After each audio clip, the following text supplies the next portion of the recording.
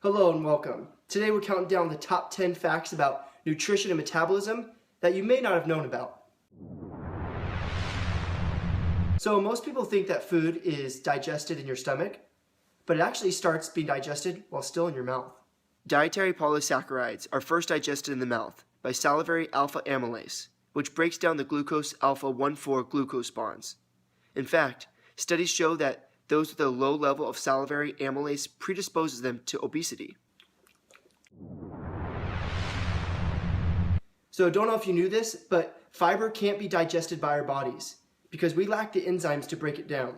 So you know all those ads declaring how their food is high in fiber? You're getting zero energy and nutritional value from that.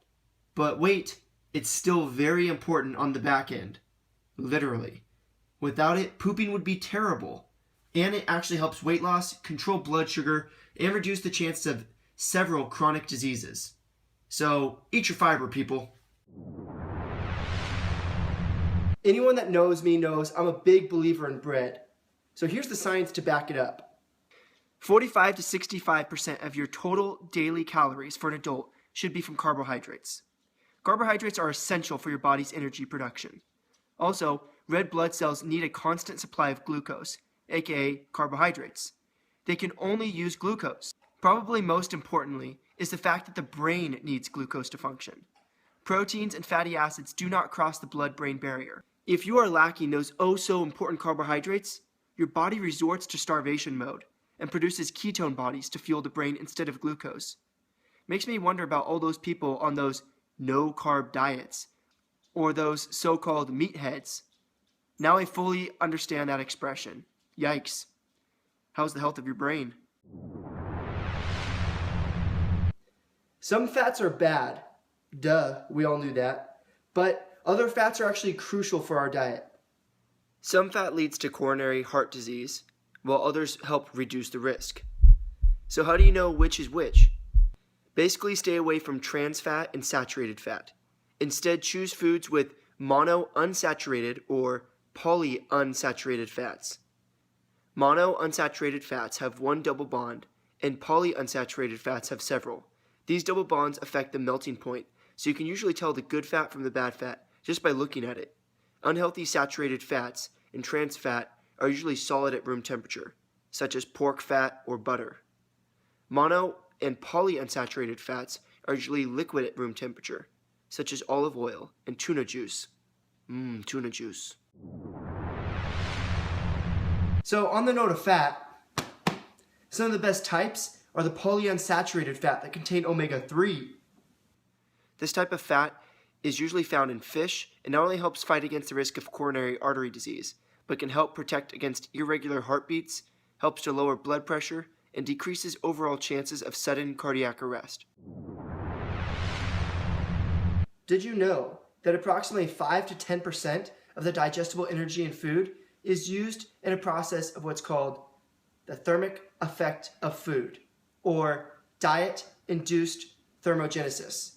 This is where you use that energy to digest, absorb, and distribute all those macronutrients.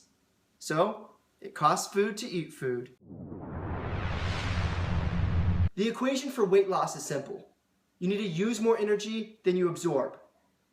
You can do this by increasing physical activity or decreasing your food intake. However, what makes it more complex is the fact that this will be different for all of us. So don't think that just because certain exercise or diet works for one person, that it's going to work for you. Diet and exercise should be assessed on an individual basis. So doctors all across America use what's called the BMI index to help classify and determine obesity. I find this to be a very flawed system.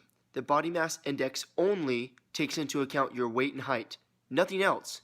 The exact formula is weight in kilograms divided by your height in meters squared. Anything over 25 is considered overweight, and anything over 30 is obese. So according to this system, I'm overweight. I don't think I'm in perfect shape, but for someone who is more on the scrawny side, to be called overweight would make me think this system is very flawed. Glucose is the main source of our body's energy. So many of us are worried about consuming too much glucose because we don't want to get fat. The good news is that even after consuming excess glucose, the body doesn't convert it to fat right away. It gives you a chance to go to the gym sometime between the next 10 to 18 hours to get rid of it. How nice. So how does your body hold on to this excess energy? It stores the excess glucose as glycogen in the liver and skeletal muscles, which holds a 10 to 18 hour supply of glucose. The glucose in the liver storehouses can be used for blood homeostasis, but the glucose in the skeletal muscle can only be mobilized during exercise. So after that storage center is saturated, then, you guessed it, the excess energy is converted to adipose tissue, aka fat.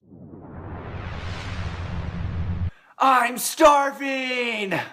I hear this expression thrown around all the time when people begin to feel the little grumblings in their stomach. But this, of course, is a hyperbole. Technically, if you've eaten anything in the past 4 hours, you are still in the fed state and are still processing your previous nutrient intake. If you have eaten anything in the past 3 days, then technically you aren't starving. You're rather what's called the post-absorptive fasting state. When you're starving, your only source of blood glucose is gluconeogenesis. That means you've depleted all your fat and all your glycogen stores. So next time you feel the sting of hunger, maybe try a more accurate declaration, such as, I'm famished, or my glucose levels are feeling extra depleted. So I hope you learned something new today, and I'll see you next time.